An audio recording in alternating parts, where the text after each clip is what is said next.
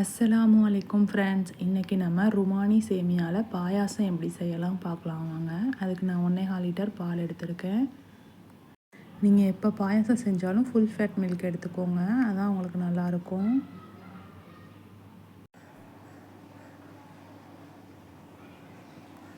அப்பப்போ கரண்டியை வச்சு கிண்டிகிட்டே இருங்க, இல்லைன்னா அடி பிடிச்சிரும். இப்போ ஒரு 3 ஏலக்காய் நான் எடுத்து வச்சுருக்கேன்.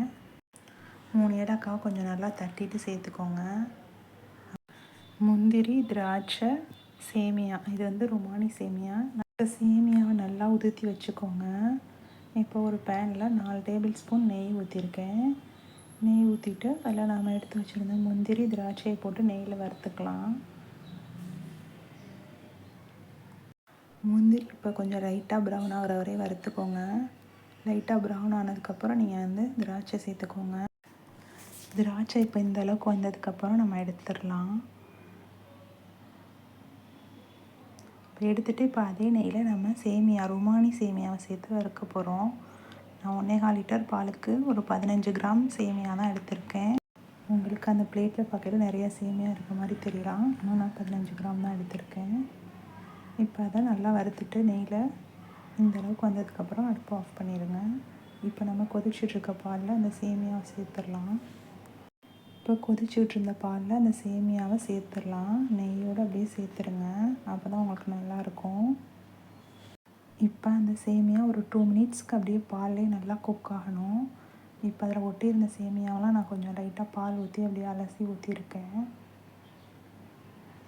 இப்போ ஒரு 2 மினிட்ஸ் அப்படியே குக் பண்ணுங்கள் பால்லையே. இப்போ வந்து உப்பு வந்து நான் ஒரு பிஞ்சு சேர்த்துருக்கேன், நிறையா சேர்த்துடக்கூடாது ஃப்ரெண்ட்ஸ். ஒரு பிஞ்சு தான் சேர்த்துருக்கேன் நான். 3/4 கப் சர்க்கரை சேர்த்துக்கோங்க. இப்போ சர்க்கரை கரையிற வரையும் இப்போ ஒரு 2 மினிட்ஸ் கிண்டி விடுங்க கரண்டி வச்சு. அதுக்கப்புறம் நம்ம வறுத்து வச்சுருந்த முந்திரி, திராட்சை சேர்த்துக்கலாம். இப்போ 2 மினிட்ஸ் நல்லா கொதிக்க விடுங்க. நல்லா கொதித்ததுக்கப்புறம் அடுப்பு ஆஃப் பண்ணிடலாம். அடுப்பு ஆஃப் பண்ணதுக்கப்புறம் நெய்லாம் பிரிஞ்சு நல்லா மேலே மிதக்கும்.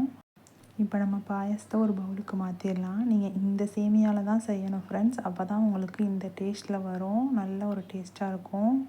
இப்போ எல்லா சூப்பர் மார்க்கெட்லேயுமே கிடைக்கிது அந்த சேமியா. ருமானி சேமியான்னு கேளுங்க. நான் முதல்ல காமிச்சேன்னா அந்த ஷேப்பில் தான் இருக்கும், நம்ம ஊற்றி வச்சுக்கணும். பாயாசம் நேரம் ஆக ஆக நிறைய பேருக்கு திக்காயிரும், ஆனால் நான் சொன்ன மெஷர்மெண்ட்டில் நீங்கள் இந்த சேமியாவில் செஞ்சு பாருங்கள். உங்களுக்கு ஆறுனதுக்கப்புறமும் இதே மாதிரியே தான் இருக்கும்.